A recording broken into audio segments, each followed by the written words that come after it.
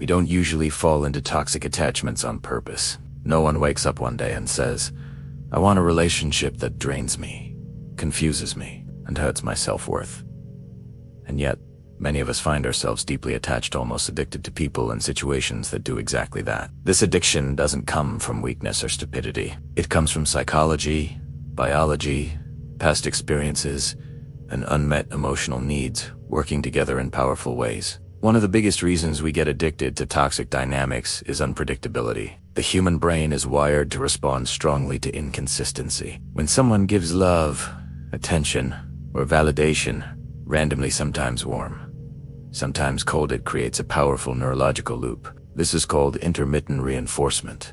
It's the same mechanism that makes gambling addictive. You don't win every time, but the possibility that you might win keeps you hooked. In toxic relationships, the occasional affection feels more intense because it follows emotional neglect or pain. Your brain starts chasing those rare good moments, even if the overall experience is damaging. Another major factor is how our brain confuses intensity with love. Toxic relationships are often emotionally intense high highs and very low lows. Arguments, makeups, longing, jealousy, fear of loss, and emotional chaos keep your nervous system constantly activated. This activation releases stress hormones like cortisol and adrenaline, followed by dopamine during moments of relief or connection. Over time, your brain associates this emotional roller coaster with passion and attachment. Calm/stable.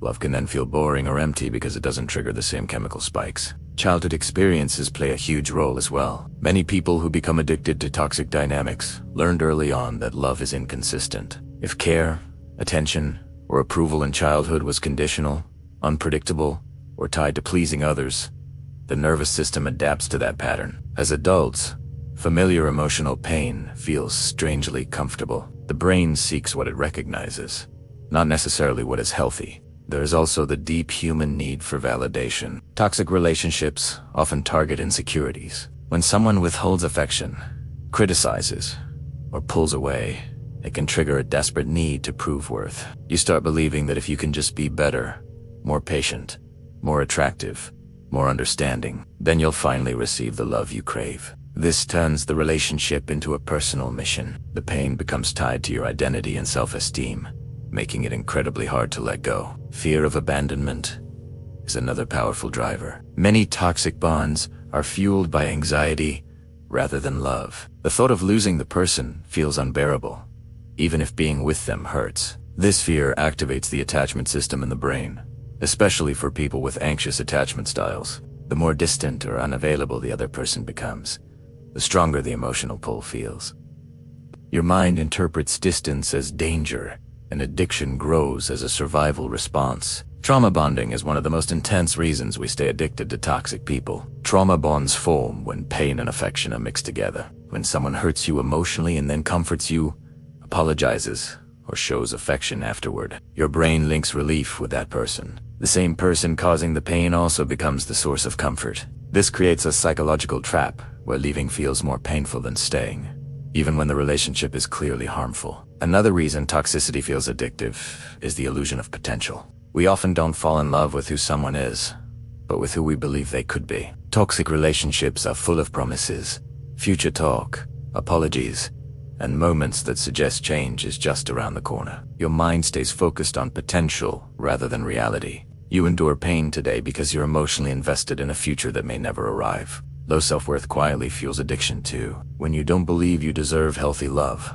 toxic behavior feels acceptable or even expected. You may normalize disrespect, emotional unavailability, or manipulation because part of you believes this is the best you can get. Over time, your standards slowly erode, and what once felt unacceptable starts to feel normal. There's also a psychological comfort in familiarity. Even pain can feel safer than the unknown. Leaving a toxic dynamic means facing uncertainty, loneliness, and emotional withdrawal. The brain often prefers familiar pain over unfamiliar peace. Toxic addiction isn't just about attachment to a person, it's attachment to a pattern, a role, and an identity you've built around that relationship. Social conditioning also plays a role. Movies, songs, and stories often romanticize suffering and love. We're taught that love is supposed to hurt, that jealousy equals passion, that fighting means you care, and that enduring pain proves commitment. These narratives shape expectations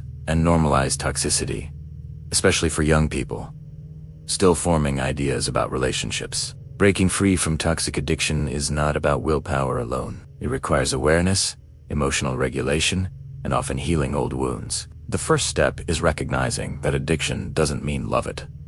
Means your nervous system is distance feels painful, not because the person is irreplaceable, but because your brain is withdrawing from emotional stimulation. It became dependent on. Learning to sit with discomfort is crucial. When you step away from toxicity, your brain initially panics.